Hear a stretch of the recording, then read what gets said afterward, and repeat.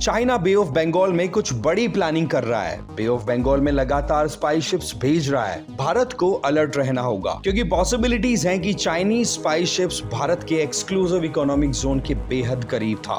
एक एक चीज बहुत ध्यान से देखना। ये है हमारा भारत, ये है बे ऑफ बंगाल और ये है भारत की ईस्टर्न कोस्टल लाइन। यहां से 200 nautical miles area exclusive economic zone में आता है।